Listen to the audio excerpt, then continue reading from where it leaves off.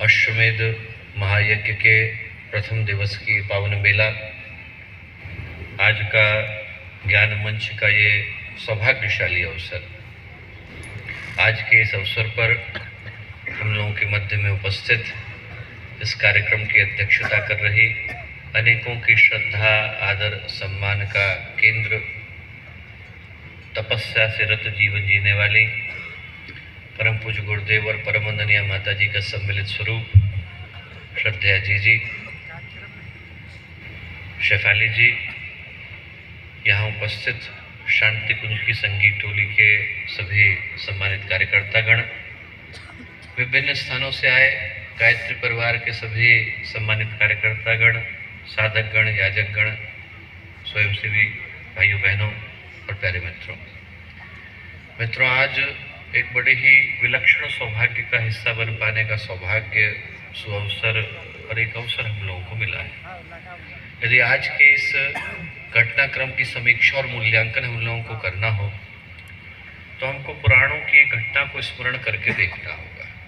पुराणों में एक कथा आती है कि जब मनु थे तपस्या के लिए निकले तो उनने देखा कि उनके कमंडल के अंदर कहीं से एक मछली आ गई। देखते देखते उनकी आंखों के सामने मछली इतनी बड़ी हो गई कि वो कमंडल उसके लिए छोटा पड़ने लगा। उनने उस मछली को निकाला, कमंडल से निकाल करके कुंड में छोड़ा, कुंड भी छोटा पड़ा। कुंड से निकाला, सरोवर में छोड़ा, सरोवर भी छोटा पड़ा। सरोवर से निकाला, नदी में डाला, नदी भी छोटी पड़ी। और जब नदी छोटी पड़ी तो मनु ने उनको ले जा करके सागर के अंदर छोड़ा। और देखते देखते वो सागर भी उस मत्स्य के लिए, मछली के लिए छोटा पड़ा। तो मनु ने महसूस किया कि ये भगवान का अवतार हुआ है। उसे मत्स्य अवतार समझ करके उन्होंने नमन किया, सृष्टि की व्यवस्था को उसके अनुरूप चलाने का प्रण किया, निश्चय किया। वो जो मत्स्य अवतार की घटना है दोस्तों, यदि हम लोग ध्यान से सोचें, ध्यान से सुने और ध्यान से समझें तो एक मत्स्य अवतार हमारी आंखों के सामने भी घटा है। और वो जो मत्स्य अवतार है वो परम पूज्य गुरुदेव की महाविद्या के महाविस्फोट के रूप में घटा है। जो गुरुदेव की शतवर्षीय तप साधना हुई, सन 1926 से जो यात्रा प्रारंभ हुई, वसंत पंचमी का पावन दिन था, 18 जनवरी 1926 का वो पावन दिन, जब परम पूज्य गुरुदेव की भेंट मुलाकात उनकी मार्गदर्शक सत्ता के साथ हुई। और एक आवलखेड़ा की छोटी सी पूजा की कोठरी से जो यात्रा प्रारंभ हुई, 200 अखंड ज्योतियों से प्रारंभ हुई, 200 रुपये की कुल जमा पूंजी से शुरू हुई। देखते देखते वो मछली इतनी बड़ी हुई कि गुरुदेव ने उसे ले जाकर के गायत्री तपोभूमि में छोड़ा।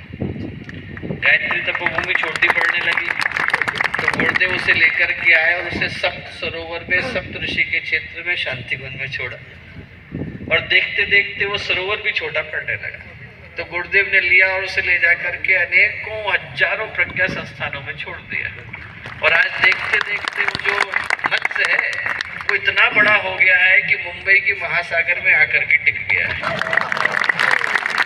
हजारों प्रज्ञा संस्थानों में बदला हुआ, करोड़ों गायत्री परिजनों में बदला हुआ आज जो गायत्री परिवार का विराट स्वरूप में देखने को मिलता है, देख करके अपनी आंखों पर भरोसा नहीं होता दोस्तों।